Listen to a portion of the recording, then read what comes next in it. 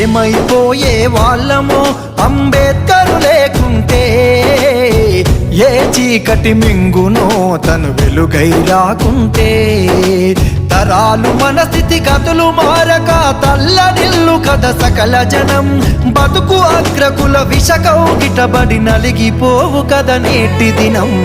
ఏమైపోయే వాళ్ళమో అంబేద్కరు లేకుంటే, ఏ చీకటి మింగునో తను వెలుగై రాకుంటే.